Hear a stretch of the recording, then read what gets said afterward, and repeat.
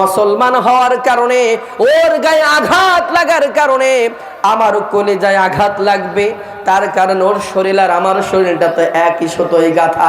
কথা বলেন ঠিক কিনা? আজকে এই ভিনাতিত্ববোধ নাই, এই মহব্বত নাই, আমার রাসূলের এই হাদিসের অনুসরণ নাই। তার কারণ চোখ যখন ব্যথা হয়ে যায়, আরে আপনার হয়েছে তো চোখে ব্যথা, পুরো শরীরটা কেন ব্যথাতুর হলো? আপনার হয়েছে মাথায় ব্যথা, পুরো শরীরটা কেন কাতর হয়ে গেল? সুতরাং পৃথিবীর যে কোনো রাষ্ট্রে, যে কোনো প্রান্তে কোনো মুসলমান যখন নির্যাতিত হয়ে যায়, তখন অন্য মুসলমানদের হৃদয়ে আঘাত লাগবে, কষ্ট লাগবে। আরে আঘাত আর কষ্টের কারণে তারা প্রতিবাদ মুখর হয়ে গোটা পৃথিবীর মুসলমানরা যদি ঐক্যবদ্ধ হয়ে যদি আজকে করতে পারতো, তাহলে হিন্দু, খ্রিস্টান, বৌদ্ধ, নাসারা কোন নাস্তিক মুসলমানদের মারা তো দূরের কথা, তাদের দিকে তোপ তুলে তাকানোর দুঃসাহস তারা দেখাতে পারতো না। কথা বল ঠিক কিনা? কারণ একজন মুসলমানের গায়ে আঘাত লাগলেই গোটা পৃথিবীতে 200 কোটি মুসলমান যখন খেপে যাবে, তখন আমাদের মতন ইহুদিরা পৃথিবীতে আর থাকার কোনো সুযোগ থাকবে না। কথা বলে ঠিক কিনা? কিন্তু এই মস্তক আল্লাহ রাব্বুল আলামিন ছাড়া কারোর কাছে আমরা এদের মস্তকে আমরা নত করতে জানি না। কথা বলে ঠিক কিনা? কিন্তু আমাদের এই মস্তক আজকে নত হয়ে গিয়েছে, আমাদের বিবেককে আমরা আজকে বিক্রি করে দিয়েছি, দুনিয়ার স্বার্থে আমরা সব কিছুকে বিলীন করে দিয়েছি, যার কারণেই সবাই আজ আমাদের উপরে চেপে বসেছে, যেমন খুশি তেমন আমাদের ব্যবহার করছে। কথা বলেন ঠিক কিনা? এই জন্য আমাদের কারণ জানতে হবে, কেন আজকে আমরা লাঞ্ছিত। পারবেন না ইনশাআল্লাহ? একেবারে সংক্ষেপে আমি আপনাদেরকে দুটি কথা শোনাবো ইনশাআল্লাহ। আল্লাহ রাব্বুল আলামিন সূরাতুন নিসার ৭৪ নম্বর আয়াতে কারিমা নাজিল করে তিনি জানাই দিচ্ছেন, ওমা লাকুম লা তুকাতিলুনা ফি সাবিলিল্লাহ ওয়াল মুস্তাদআফিনা মিনার রিজালি ওয়ান নিসাই ওয়াল উইলদানিল্লাযীনা ইয়াকুলুনা ربنا أخرجنا من هذه القرية الظالم أهلها।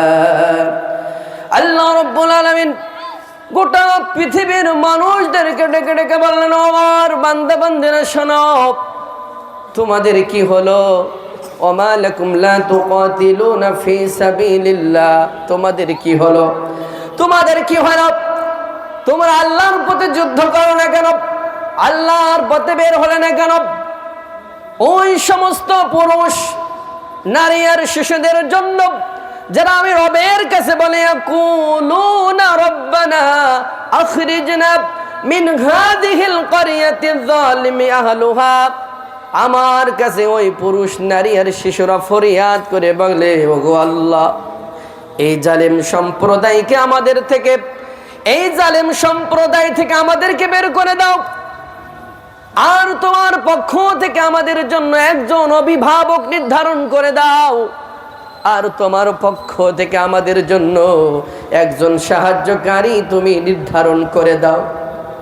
আমরা ইলেকট্রনিক মিডিয়ার মাধ্যমে জানতে পেরেছি, দেখতে পেরেছি, ইসরায়েল ফিলিস্তিনের গাজায় এমন ভাবে নির্মম আর নিষ্ঠুর আচরণ করেছে, আর বোমগুলো ফেলেছে, আবার ফিলিস্তিনের গাজা ভাইদের, বোনদের, মায়েদের বোমের সাথে কারো হাত উঠে আসমানে চলে গিয়েছে, কারো পাটা ওই আসমানে উঠে চলে গিয়েছে, কারো শরীর থেকে মাথাটা 2 ভাগ হয়ে গিয়েছে। আচ্ছা বলেন তো, আজকে যদি আপনার কলিজার টুকরা সন্তানকে যদি এমন ভাবে বোম ফেলে মারা হয়, আপনার কলিজার টুকরা সন্তানের একটা হাত উড়ে গিয়েছে, একটা পা উড়ে গিয়েছে, আর ওই জায়গায় যদি আপনি থাকেন, আপনার অবস্থাটা কি হবে? কথা বলেন, আপনার অবস্থাটা কি হবে? আমরা স্পষ্ট দেখতে পেরেছি, গাজা ফিলিস্তিনে মায়ের কোলে সন্তানের লাশ, বাবার কোলে সন্তানের লাশ, আবার সন্তানের কাঁধে মা বাবার লাশ। এই দৃশ্যগুলো দেখার পরে একজন মুসলমান স্থির থাকতে পারে না। কথা বলেন, পারে? আমাদের প্রতিবেশী দেশ ভারত, আজকেও দেখলাম নতুন করে আবার তারা নির্যাতন শুরু করেছে। আমাদের বোনদেরকে গাড়ি থেকে বের করে তাদেরকে নির্মমভাবে প্রহার করা হচ্ছে। যারা বোরকা পরিহিত তাদের বোরকারা টেনে খুলে দেওয়া হচ্ছে। যুবকরা বাইক নিয়ে যাচ্ছে, তাদেরকে বাইক থেকে নামিয়ে নির্মমভাবে পিটিয়ে পিটিয়ে হত্যা করা হচ্ছে। আর আমরা মুসলমান এই দৃশ্যগুলো চোখ দিয়ে দেখছি। বিশ্বনবী জনাবে মুহাম্মদ রাসূলুল্লাহ সাল্লাল্লাহু আলাইহি ওয়াসাল্লাম তিরমিজির বর্ণনায় বলছেন, আল মুমিনুনা কারাজুলিন ওয়াহিদিন ইন ইসতাকা আইনুহু ইসতাকা কুল্লুহু। একজন মুমিন একজন ব্যক্তির মতো, একজন মুমিন একজন মুমিনের একটি দেহের মতো। তার কারণে ইসতাকা আইনুহু, যখন কোন মুমিন বান্দা বান্দির যখন চোখ ব্যথিত হয়ে যায়, চোখে ব্যথা করে, খুব জ্বালা করে, তখন গোটা শরীরটা তার ব্যথাতুর হয়ে যায়। ইনিস্তাকা রাসুহু, যখন কোন ব্যক্তির মাথা ব্যথা করে তখন তার পুরো শরীরটা ব্যথাতুর হয়ে যায়, যায় কিনা? যখন কোন মানুষের হাত ভেঙে যায় পুরো শরীরটায় ব্যথায় কাতর হয়ে যায়। যখন কোন মানুষের পা ভেঙে যায় পুরো শরীরটায় ব্যথায় কাতর হয়ে বিছানায় পড়ে যায়, যায় কিনা? কথা বলেন। রাসূল বলেন, আল মুমিনুনা কারাজুলিন ওয়াহিদিন, একজন ব্যক্তি একজন মুমিন একটা দেহের মতো। কারণ হলো তার শরীরের যে কোনো অংশ যখন ব্যথা হয়ে যায় পুরো শরীরটা ব্যথা হয়ে যায়। চক্ষু ব্যথা হলে পুরো শরীরটা ব্যথাতুর হয়ে যায়, মাথা ব্যথা হলে পুরো শরীরটাই ব্যথাতুর হয়ে যায়। এই কথা বলে আমার রাসূল সাল্লাল্লাহু আলাইহি সাল্লাম বলতে চাইলেন, ও আমার উম্মতেরা শোনো, যে বংশের হোক, যে গোত্রের হোক, যে দেশের হোক, আর যে এলাকার হোক, যখনই কোনো মুসলমানের গায়ে আঘাত আসে, যখনই কোনো মুসলমান আঘাত পায়, কষ্ট পায়, নির্যাতিত হয়, নিষ্পেষিত হয়, কোন বিধর্মীর দ্বারা আঘাত পায়, তখন পৃথিবীর যে কোনো প্রান্ত থাকুক না কেন, যে রাষ্ট্রে থাকুক না কেন, সে যে বংশের হোক না কেন, ও মুসলমান হওয়ার কারণে, ওর গায়ে আঘাত লাগার কারণে আমার কলিজায় আঘাত লাগবে। তার কারণ ওর শরীর আর আমার শরীরটা তো একই সুতোয় গাঁথা। কথা বলেন ঠিক কিনা? আজকে এই ভিনাতিত্ববোধ নাই, এই মহব্বত নাই, আমার রাসূলের এই হাদিসের অনুসরণ নাই। তার কারণ চোখ যখন ব্যথা হয়ে যায়, আরে আপনার হয়েছে তো চোখে ব্যথা, পুরো শরীরটা কেন ব্যথাতুর হলো? আপনার হয়েছে মাথায় ব্যথা, পুরো শরীরটা কেন কাতর হয়ে গেল? সুতরাং পৃথিবীর যে কোনো রাষ্ট্রে, যে কোনো প্রান্তে কোনো মুসলমান যখন নির্যাতিত হয়ে যায়, তখন অন্য মুসলমানদের হৃদয়ে আঘাত লাগবে, কষ্ট লাগবে। আরে আঘাত আর কষ্টের কারণে তারা প্রতিবাদ মুখর হয়ে গোটা পৃথিবীর মুসলমানরা ঐক্যবদ্ধ হয়ে যদি আজকে করতে পারতো, তাহলে হিন্দু, খ্রিস্টান, বৌদ্ধ, নাসারা কোন নাস্তিক মুসলমানদের মারা তো দূরের কথা, তাদের দিকে চোখ তুলে তাকানোর দুঃসাহস তারা দেখাতে পারতো না। কথা বল ঠিক কিনা? কারণ একজন মুসলমানের গায়ে আঘাত লাগলেই গোটা পৃথিবীতে 200 কোটি মুসলমান যখন খেপে যাবে, তখন আমাদের মতন ইহুদিরা পৃথিবীতে আর থাকার কোনো সুযোগ থাকবে না। কথা বলে ঠিক কিনা? কিন্তু এই আমল নেই, এই হাদিসের অনুসরণ নাই, যার কারণে আজকে আমরা লাঞ্ছিত। কথা বলে ঠিক কিনা? পরবর্তী হাদিসে বিশ্বনবী জনাবে মুহাম্মদ রাসূলুল্লাহ সাল্লাল্লাহু আলাইহি ওয়াসাল্লাম, বুখারী মুসলিমের হাদিস, তিনি বলছেন, আল মুমিনু লিল মুমিনি কাল বুনিয়ান, একজন মুমিন একজন মুসলমান কাল বুনিয়ান, একটি ইমারতের মতো। কিসের মতো? একটি ইমামের মতো। কাল বুনিয়ান ইয়াশুদ্দু বা'দুহু বা'দান, কারণ হলো একটি বিল্ডিং যখন গাঁথা হয়, একটা ইটের পরে আর একটা ইট গাঁথা হয়, ইটের পরে ইটের পরে ইট, ইটের পরে ইট, যখন ইটের পরে ইট বারবার গাঁথা হয়, তখন ওই বিল্ডিংটা মজবুত হয়ে যায়। যদি এক হাত দূর দূর করে যদি ইট পাতা হয়, ওই বিল্ডিংটাকে মজবুত হয়। কথা বলেন হয়? রাসূল বললেন, একজন মুমিন একজন মুসলমান কাল বুনিয়ান, একটি ইমারতের মতো। একটা ইট দিয়ে যখন আর একটা ইট গাঁথা হয়, ইটের পর ইট গাঁথা হয়, তখন ওই বিল্ডিংটা অনেক বড় মজবুত হয়ে যায়। ঠিক কিনা বলেন? আর একজন মুসলমান একজন মুমিন একই সুতোয় গাঁথা। এই কথা বলার পরে বিশ্বনবী সাল্লাল্লাহু আলাইহি সাল্লাম বললেন, সুম্মা শাব্বাকা বাইনা আসাবিহি, রাসূল সাল্লাল্লাহু আলাইহি সাল্লাম হাতকে এমন করে ধরলেন, ধরে আঙ্গুলগুলো উভয় হাতের আঙ্গুলের ভিতরে ঢুকে বললেন, এটা যেমন মজবুত হয়েছে, গোটা পৃথিবীর মুসলমানরা একই সুতোয় গাঁথা, তাদের বন্ধনটা হবে ইমারতের মতো, তাদের বন্ধনটা হবে এমন মজবুত। আরে এমন মজবুত বন্ধন যদি হবে, ভারত তো ভারত, পৃথিবীর কোন রাষ্ট্র মুসলমানদের গায়ে একটি চিমটি কাটতে পারতো না। কথা বলেন ঠিক কিনা? কিন্তু আজ মুসলমান নিজের পরিচয় ভুলে গিয়েছে। মুসলমান আর একজন মুসলমানের কিভাবে ক্ষতি করা যায়, মুসলমান নিজেই আর একজন মুসলমানের, একজন ইমানদার আর একজন ইমানদারের ক্ষতি করায় নিয়োজিত। এখনো আমার দেশে মারামারি হয়, হাত কোথায় বাঁধবো, কেমন করে বাঁধবো, মুনাজাত নামাজের পরে করব কি করব না, কথা বলেন ঠিক কিনা? সূরা ফাতিহার পরে আমিন বলবো কি বলবো না? যখন গোটা পৃথিবী তারা কোরআনকে গবেষণা করে রিসার্চ করে আজকে আমাদের মাথার উপর চেপে বসেছে, আর আমরা আজকে কোরআন থুয়ে হাদিস থুয়ে মুস্তাহাব যেগুলো সাধারণ বিষয় সেইগুলো নিয়ে মারামারি গুতগুতি করছি। কথা বলেন ঠিক কিনা? আর এই সুযোগ ওরা করছে, মুসলমানরা তো হাত বাঁধা নিয়ে মুনাজাত না আমিন বলা নিয়ে ওরা ঠেলাঠেলি বাঁধিয়েছে, আর এই সুযোগে আমরা আমাদের মতন গুছাই নেই, ওদের পারে মারা সহজ হবে। কথা বলেন ঠিক কিনা? আজ আল্লাহ রাব্বুল আলামিন কোরআনুল কারীমে বললেন, ইকরা বিসমি রাব্বিকাল্লাযী খলাক। কত আয়াত কুরআনুল কারীমের 6666টি আয়াত, 114টি সূরা, এত আয়াত আল্লাহ রাব্বুল আলামিন সর্বপ্রথম কেন কোরআনের প্রথম আয়াত নাযিল করলেন? ইকরা বিসমি রাব্বিকাল্লাযী খলাক, পড়ো তোমার প্রভুর নামে যিনি তোমাকে জমাট বাঁধা রক্ত থেকে সৃষ্টি করেছে। তার মানে আল্লাহ বুঝাতে চাইলেন, বান্দা আমি যে কোরআন তোমার কাছে প্রেরণ করলাম, পাঠালাম, এইটা তুমি পড়ো, তোমার জীবনের যত সমস্যা আছে সমস্ত সমস্যার সমাধান আমি এই কোরআনের ভিতরে দিয়ে দিয়েছি। কথা বলেন ঠিক কিনা? তাহলে আজকে আমরা মার খাচ্ছি কেন, লাঞ্ছিত হচ্ছি কেন? একজন মুসলমানের সাথে আর একজন মুসলমানের সম্পর্কটা কেমন হওয়ার কথা ছিল, আর আমাদের সম্পর্কটা কেমন? আমি দূরে যাওয়ার কি দরকার? আমরা পাশে ভাই, আমরা চারে ভাই, আমরা সাথে ভাই, ভাইতে ভাইতে মিল নেই, বাড়ির মাঝখান দিয়ে প্রাচীর হয়ে গেছে। কিসের মুসলমান আপনি? দাঁড়িয়ে রাখলে, টুপি মাথায় দিলে, নামাজ পড়লেই মুসলমান হওয়া যায় না। কথা বলেন ঠিক কিনা? যদি মুসলমান হওয়া যেত, আজকে হিন্দুরা আমাদের উপর নির্যাতন করতে পারতো না। সুতরাং রাসূলের হাদিস আমাদেরকে পড়তে হবে, রাসূলের হাদিস অনুযায়ী, আল্লাহর কোরআন অনুযায়ী আমাদের জীবনটা পরিচালনা করতে হবে। তাহলে আমাদের ভিতরে মহব্বত, ভ্রাতৃত্ব, ভালোবাসা বৃদ্ধি পাবে। তখন আর কাফের বেঈমানরা আমাদের উপর নির্যাতন করতে পারবে না। তার কারণ ঐক্যবদ্ধ না থাকলে, ছিন্ন ভিন্ন থাকলে যে কোনো ব্যক্তি আপনার উপর আঘাত আনতে পারে। আজকে মুসলমানদের ভিতরে কোনো ঐক্য নাই, কোনো কিচ্ছু নাই, যার কারণে তো ওরা সুযোগ পেয়ে গিয়েছে।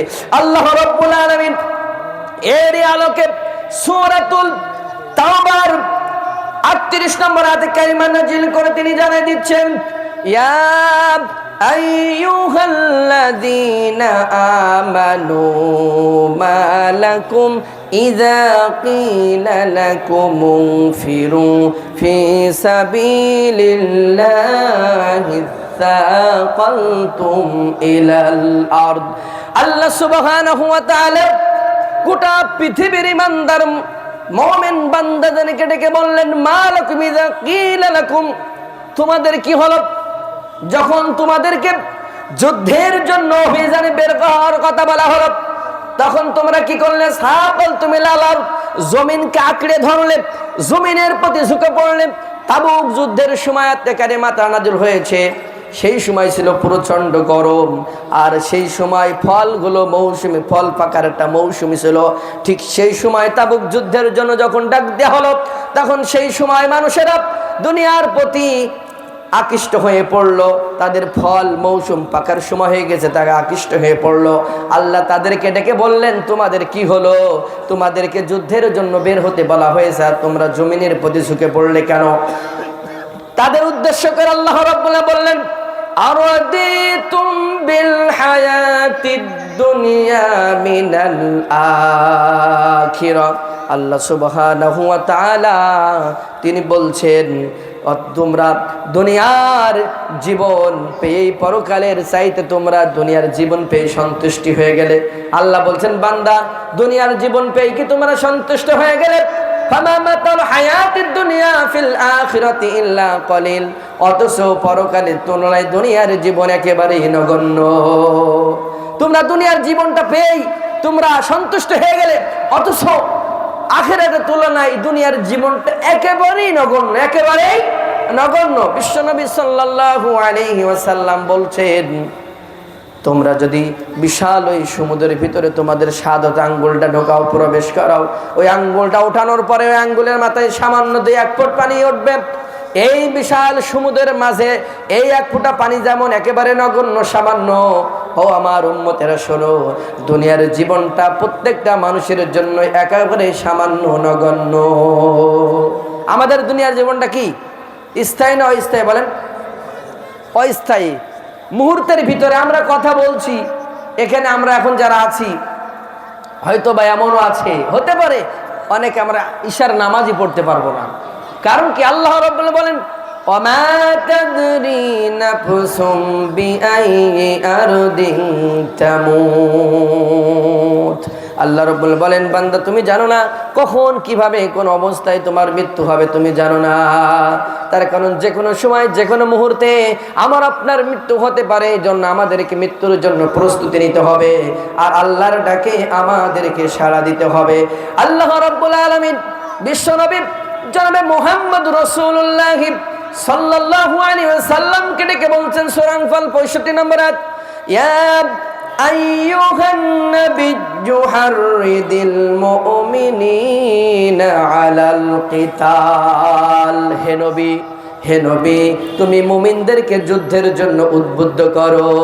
আল্লাহ বলছেন, হে নবী, ইয়া আইয়ুহান নবী, হে নবী, হাররিদিল মুমিনিন, আপনি মুমিনদেরকে যুদ্ধের জন্য উদ্বুদ্ধ করুন।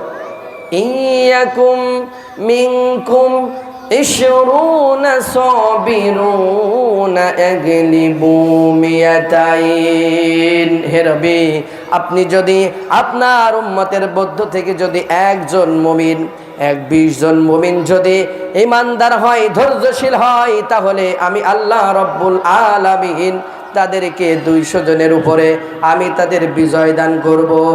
কতর উপরে? 200 জনের উপর বিজয় দান করব। ওয়াইয়াকুম মিনকুম মিয়াতুন ইয়াগলিবু আলফাম মিনাল্লাযিনা কাফারু। আর আপনি যদি 100 জন মুমিন মুত্তাকি ধৈর্যশীল বান্দা গঠন করতে পারেন, তাহলে আমি তাদেরকে 1000 লোকের উপর বিজয় দান করব। কারণ হলো বিআন্নাহুম কওমুল লা ইয়াফকাহুন, কারণ তারা এমন এক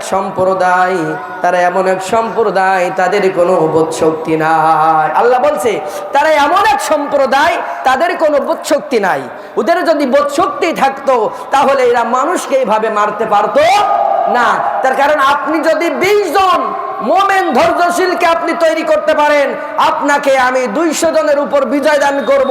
100 জন ধৈর্যশীল তৈরি করতে পারলে 1000 কাফেরের উপর আমি আল্লাহ বিজয় দান করব। বলেন সুবহানাল্লাহ। সুতরাং আমরা যদি ঈমানের দাবি নিয়ে যদি ধৈর্যশীল হয়ে যদি আমরা ঈমানের পথে যদি অটল অবিচল থাকতে পারি, আল্লাহ রাব্বুল আলামিন আমাদেরকে সাহায্য করবেন।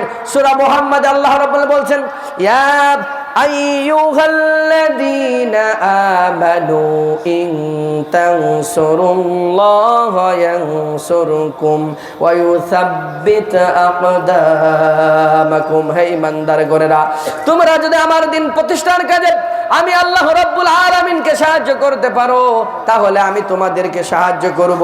শুধু সাহায্যই করব না, ওয়া ইউসাব্বিত আকদামাকুম, আমি আল্লাহ রাব্বুল আলামিন তোমাদের পাকে দৃঢ় রাখবো, ইস্তাকাম রাখবো। সুতরাং দিন কায়েমের জন্য, দিন প্রতিষ্ঠা করার জন্য আমাদেরকে সংগ্রাম করতে হবে, আমাদেরকে চেষ্টা করতে হবে, স্ট্রাগল করতে হবে। কারণ হলো আমরা যারা মোমেন মুত্তাকি, আমরা যারা ঈমানদার বলে দাবি করি, আল্লাহ রাব্বুল আলামিন তাদের ব্যাপারে বলছেন, ইন্নাল্লাহা আশতারা মিনাল মুমিনিনা আনফুসাহুম ওয়া আমওয়ালাহুম বিআন্না লাহুমুল জান্নাহ। আল্লাহ রাব্বুল বলেন, আমি মুমিনদের কাছ থেকে জান্নাতের বিনিময়ে তাদের জান আর মালটা আমি আল্লাহ রাব্বুল আলামিন ক্রয় করে নিয়েছি। কি করেছে? আল্লাহ বলছেন আমি মুমিনদের জান আর মাল আমি জান্নাত দেব, এই শর্তে তাদের কাছ থেকে ক্রয় করে নিয়েছি।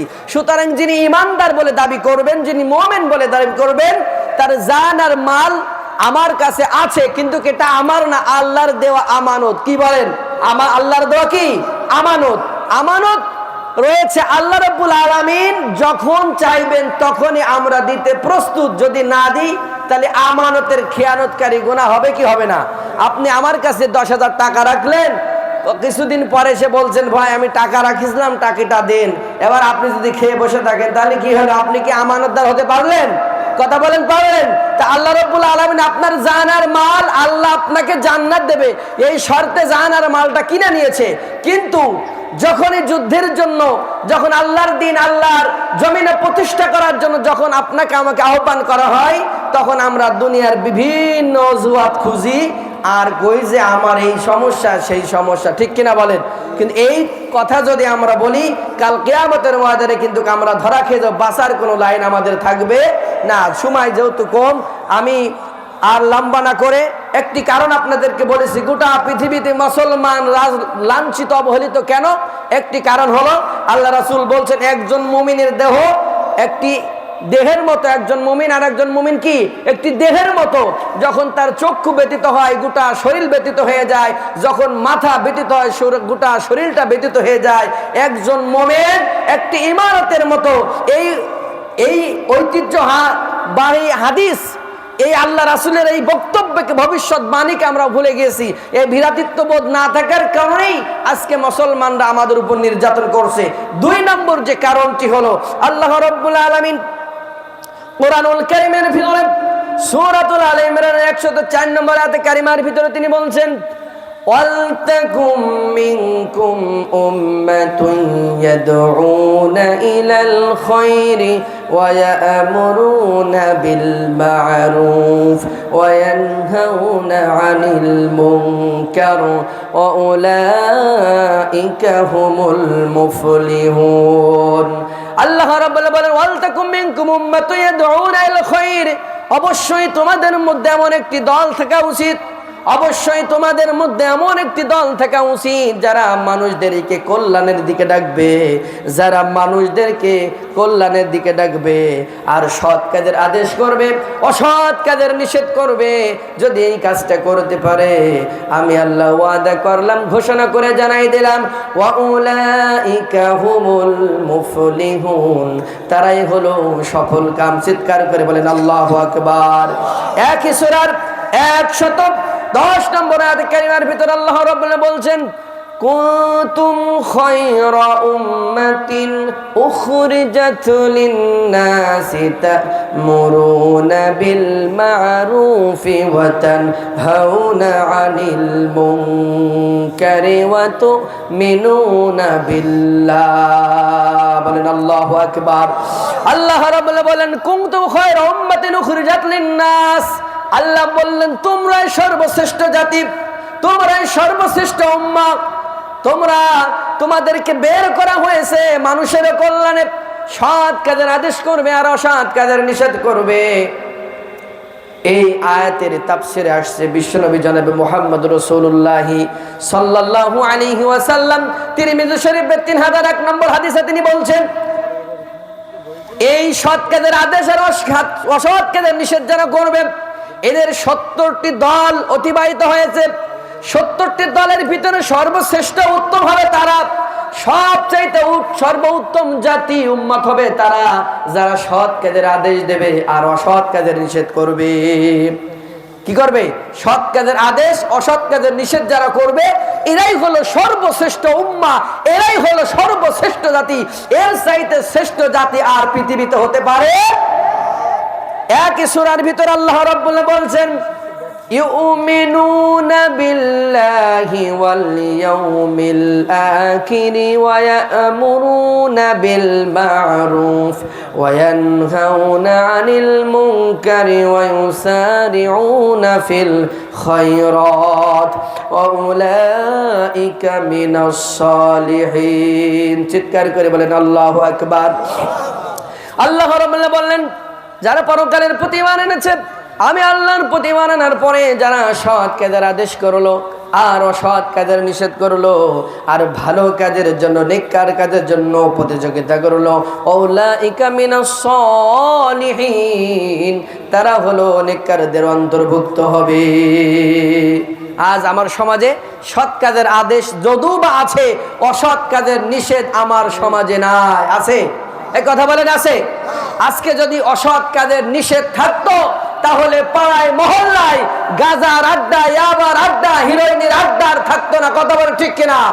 আজকে যদি এই সৎ কাজের আদেশ আর অসৎ কাজের নিষেধ থাকতো তাহলে আমাদের সভাপতির মতন এত মুরব্বী মানুষদেরকে আজকে আত্মহত্যা করতে হতো না। কথা বলে ঠিক কিনা? তার কারণ আমরা গতকালও দেখেছি রাস্তায়, রাজশাহী ট্রেন রাস্তায় এই আমার সভাপতি বাবাজির মতন এক বাবাজি, তিনি দুঃখে কষ্টে নিজেকে আর ধৈর্য ধারণ করাতে না পারে তিনি চলন্ত ট্রেন আসতে হঠাৎ করে মাঝখানে শুয়ে পড়েছে, তার শরীর থেকে কল্লাটা আলাদা হয়ে গিয়েছে। তার কারণ ওর ছেলে আর ছেলে নয়, কুলঙ্গার ছেলে, যে তার মুরব্বী বৃদ্ধ পিতাকে সম্মান করতে পারে নাই। ইতিহাস দেখা গিয়েছে যারাই পিতামাতার সাথে অসৎ আচরণ করেছে তাদের পরিণতি কখনোই ভালো হয় না। কথা বলেন ঠিক কিনা? আজকে যদি এই সমাজে সৎ কাজের আদেশ আর অসৎ কাজের নিষেধ এই গুণটা থাকতো, এই বৈশিষ্ট্যটা থাকতো, তাহলে আমার সমাজের এই অবনতি আজকে হতো না। হতো নাকি? এই কয়দিন আগেই 5 তারিখের পরে আমাদের আপনাদের মাঝে কয়েকবার চুরি হয়েছে না? কয়েকবার ডাকাতি হয়েছে। তো এদের যদি সুষ্ঠু বিচার হতো তাহলে এরা আর কি সাহসটা পেত? আল্লাহ রাব্বুল আলামিন সে কথাই কোরআনে বলছেন, ইন্নামা জাযাউল লাযীনা ইউহারিবুনাল্লাহা ওয়া রাসূলাহু ওয়া ইয়াসআউনা ফিল আরদি ফাসাদান আন ইউকাত্তালু আও ইউসাল্লাবু আও তুকাত্তা'a আইদিহিম ওয়া আরজুলুহুম মিন খিলাফিন আও ইউনফাউ মিনাল আরদ। সূরা মায়দার 33 নম্বর আয়াত আল্লাহ রাব্বুল বলেন, যারা আল্লাহ এবং তার রাসূলের বিরুদ্ধে যুদ্ধ ঘোষণা করে আর যারা জমিনের উপরে ফাসাদ করে বেড়ায়, আয়ুকাত্তালু, তাদের দেশের আইন হলো, আমি আল্লাহর কোরআনের আইন হলো তাদেরকে হত্যা করা হবে, আও ইউসাল্লাবু, অথবা তাদেরকে শুলবিদ্ধ শুল ছড়ানো হবে, অথবা তাদের হাত আর পা বিপরীত দিক থেকে কেটে দেওয়া হবে, অথবা তাদেরকে দেশান্তর করা হবে, দেশ থেকে বহিষ্কার করে দেওয়া হবে। এই সাইডের যে কোনো একটা যদি করা হতো তাহলে আমার বাংলাদেশ গোটা পৃথিবীতে কেউ জমিনের ভিতরে ফাসাদ করার এই দুঃসাহস আর দেখাতে পারতো না। কথা বলে ঠিক কিনা?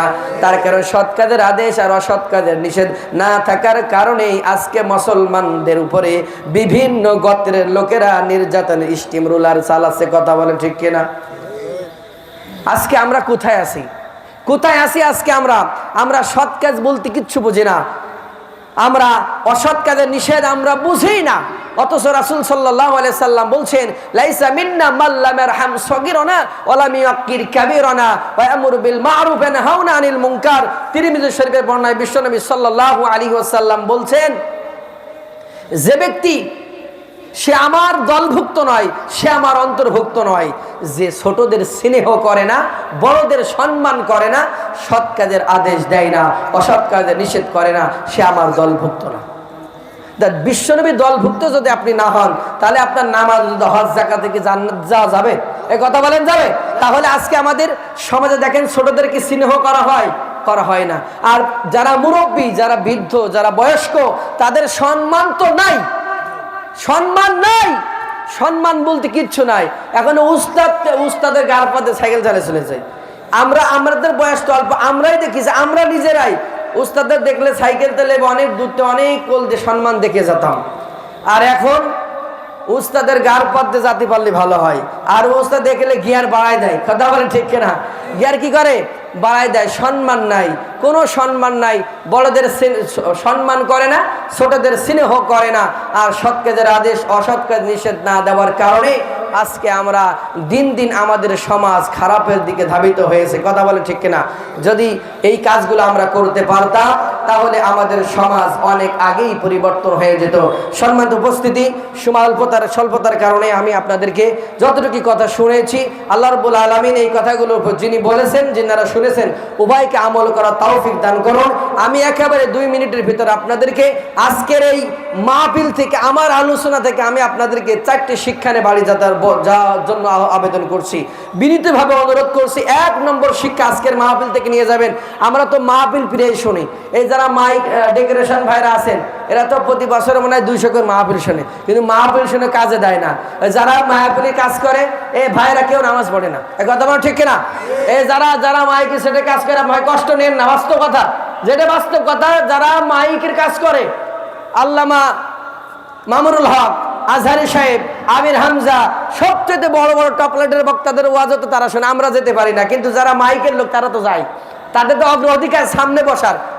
এই লোকরা একজনও নামাজ পড়ে ঠিক মতো। তা আমি যে সমস্ত ডেকোরেশনে ভাইরা আছেন, কষ্ট নেন না, আপনার প্রকাশ্যে বললাম গীবত না করে আপনারা আজকে থেকে সিদ্ধান্ত নেবেন, 5 ওয়াক্ত নামাজ পড়বেন, বক্তাদের আলোচনা শুনবেন, বাস্তব জীবন আমল করবেন। কারণ আপনার ব্যবসাও হবে, আপনার পরকাল হবে, এহকালও হবে, পরকাল হবে। আর তা নাহলে এইভাবে যদি চলতে থাকে শুধু এহকালে হবে, পরকাল কিন্তু খারাপ। ঠিক কিনা বলেন? কষ্ট নেন না ভাই। আমি সবার উদ্দেশ্যে 2-4টি কথা বলতে চাই। 1 নম্বর কথা হলো, আপনারা অবশ্যই সৎ কাজের আদেশ দিবেন, অসৎ কাজের নিষেধ করবেন। পারবেন না? আপনার জীবন থাক আর যাক, আপনি সাহস নিয়ে অবশ্যই আপনাকে সৎ কাজের আদেশ করতে হবে, অসৎ কাজে নিষেধ করতে পারবেন না। যেখানেই অন্যায় অপরাধ দেখবেন সেখানে আপনি প্রতিরোধ গড়ে তুলবেন। 3 নম্বর হলো, হকের পক্ষ অবলম্বন করবেন। কখনোই বাতিলকে আপনি সমর্থন করতে পারেন না। কথা বলে ঠিক কিনা? যারা বাতিলকে সমর্থন করে ওরা আর যাই হোক, ওরা কখনো মুমিন বান্দা হতে পারে না। কথা বলে ঠিক কিনা? সময় আসছে আপনি কাকে সমর্থন করেন দেখা যাবে, যাবে কিনা? এই জন্য আমরা যাদের সাথে কোরআন আছে, যাদের সাথে হাদিস আছে, যাদের সাথে রাসূলের আদর্শ আছে, আমাদের মত সমর্থন সেখানেই যাবে। কথা বলে ঠিক কিনা? এর বাইরে যদি যান কাল কিয়ামতের ময়দানে আল্লাহর কাছে হিসাব দিতে হবে। 4 নম্বর যে শিক্ষা নিয়ে বাড়ি যাবেন, মাজলুম এর পক্ষে থাকবেন, জুলুমকারী হবেন না। কি হবেন না? মাজলুমের পক্ষে থাকবেন, জুলুমকারী হবেন না। তার কারণ রাসূল সব সময় বলেছেন, বারবার বলেছেন, তোমরা জুলুমকারী হও না, জালেম হও না। তার কারণ যখন তোমরা জালেম হও, মাজলুম যিনি হবেন, মাজলুমের দোয়ার মাঝে আর আল্লাহর মাঝে পর্দা থাকে না, সরাসরি আল্লাহ দোয়া কবুল করে নাই। আর মাজলুম যদি দোয়া করে তা আপনার ধ্বংস কেউ ঠেকাতে পারবে। এই জন্য আমরা কি হব না? জালেম হব না, আর বাতিলের পক্ষে থাকবো না, হকের পক্ষে থাকবো, সৎ কাজের আদেশ অসৎ কাজ নিষেধ করতে পারবেন না ইনশাআল্লাহ।